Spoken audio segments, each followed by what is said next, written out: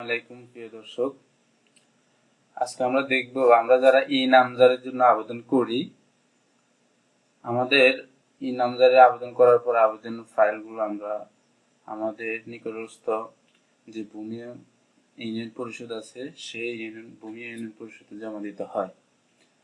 তো আমরা এগুলো অনলাইনের মাধ্যমে আবেদন করতে হয়। যে অনলাইনে আবেদন করার পর আপনার কাছে একটা আবেদন নম্বর থাকবে এবং আপনার মোবাইল নাম্বার দিয়ে আপনি যাচাই করতে পারবেন আপনার নামজারি এটা খারিজ হচ্ছে কিনা বা এখনো হচ্ছে না হয় নাই। ঠিক আছে, তো আজকে কিভাবে আপনি নামজারি আপনার অ্যাকাউন্টে ঢুকতে পারবেন বা আপনি দেখবেন যে আপনার এটা এখনো আবেদন অবস্থা কেমন আছে বা এখন খারিজ হচ্ছে কিনা। তো আপনি সরাসরি ভূমি মন্ত্রণালয়ের যে ওয়েবসাইটটি আছে সেই ওয়েবসাইটে চলে আসবেন। আসার পরে এখানে নামজারি অপশনটি আসবেন। আমি এই ওয়েবসাইটের লিঙ্ক আমার ভিডিও ডেসক্রিপশনে দিয়ে দেব। নামজারি অপশনে আসবেন। আসার পরে আপনার যেহেতু আপনি আবেদন করে ফেলছেন, আপনার কাছে আবেদনের নাম্বার আছে এবং আপনার মোবাইল নাম্বার, যে মোবাইল নাম্বার দিয়ে আবেদন করেছেন সেই মোবাইল নাম্বারটা লাগবে। এখানে দেখেন আবেদনের সর্বশেষ অবস্থা। এইখানে এসে আপনি ক্লিক করবেন। এটা আপনি মোবাইলের মাধ্যমে করতে পারবেন, কম্পিউটারের মাধ্যমে করতে পারবেন। এরপর আপনি যে বিভাগ থেকে আবেদন করছেন আপনার খারিজের জন্য সেই বিভাগ আপনি সিলেক্ট করে দেবেন।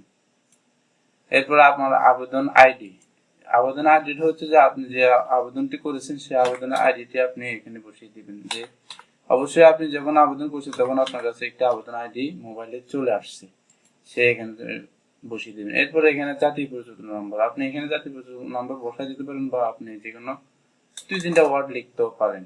তা আমি 000 দিয়ে দিলাম। এরপর যোগ করুন, মানে আপনি এখানে 7 কত হয় সেটা এখানে যোগ করে বসিয়ে দিবেন।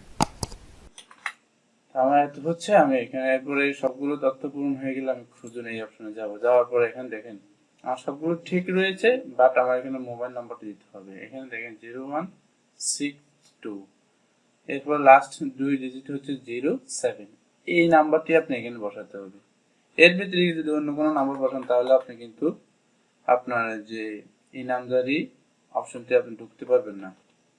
আমি এটা এখানে বসিয়ে দিলাম। বসিয়ে দেওয়ার পরে আমার মোবাইল নাম্বারটা যেটা ছিল সেটা এখানে বসিয়ে দিলাম এবং খুঁজুন এই অপশনে যাবেন। যাওয়ার পরে দেখবেন যে আপনার ফুল তথ্য চলে আসছে। আপনি কোন জায়গা থেকে আবেদন করছেন, কিভাবে আবেদন করছেন সেই তথ্যগুলো এখানে চলে আসছে। ঠিক আছে, আবেদনের স্টেপগুলো চলে আসছে।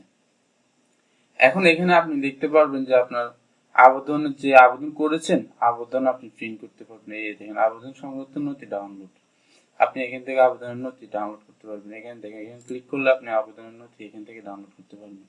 এই যে আপনি আবেদন করেছেন 4 পেজের মধ্যে আপনার আবেদনের তথ্যগুলো রয়েছে। এই আবেদন তথ্যগুলো অবশ্যই প্রিন্ট করতে হবে। এরপরে আপনি এখানে আবার চলে আসবেন। আসার পরে এখানে দেখেন পেমেন্ট রিসিপ্ট, এটাও আপনি প্রিন্ট করতে হবে। কারণ হচ্ছে যে আপনার আবেদনের যে কাগজপত্রগুলো দিয়ে আবেদন করছেন ওইগুলোর সাথে আপনার এই দুইটা আবেদন প্রিন্ট বা আবেদনের কপি এমন পেমেন্ট রিসিপ্ট এই দুটি আপনি প্রিন্ট করে ওটার সাথে অ্যাটাচ করে আপনি আপনার নিকটস্থ যে ভূমি ইউনিয়ন পরিষদ আছে সেই ভূমি ইউনিয়ন পরিষদে জমা দিতে হবে। তারপরে আপনার তথ্যগুলো তারা যাচাই বাছাই করবে আপনি আবেদন করেছেন যে বা আপনার যে কাগজপত্র অনুযায়ী আবেদন করেছেন তারা যাচাই করবে। করার পরে এটা উপজেলা ভূমি ইউনিয়ন পরিষদে চলে যাবে। তো উপজেলা থেকে তারা যাচাই বাছাই করে এগুলা নিয়ে আসবে বা আপনার মোবাইলে এসএমএস আসবে। এসএমএস আসার পরে আপনার এটা খারিজ হচ্ছে কিনা সেটা আপনার মোবাইলে চলে আসবে এসএমএস। তো এইভাবে আপনি আপনার যে নামজারির জন্য আবেদন করছেন বা আবেদন করার পর আপনি তথ্যগুলো পাচ্ছেন না, জাস্ট আপনার মোবাইল নাম্বারে যে ওটিপিটা যাবে বা আবেদন নাম্বারটি যাবে এবং আপনার মোবাইল নাম্বারটি যাবে, মোবাইল নাম্বার না, আপনার মোবাইল নাম্বার দিয়ে আবেদন করছেন সেই মোবাইল নাম্বারটি সংরক্ষণ করে রাখবেন।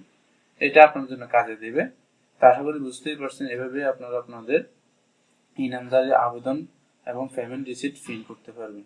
আশা করি বুঝতেই পারছেন। আসসালামু আলাইকুম।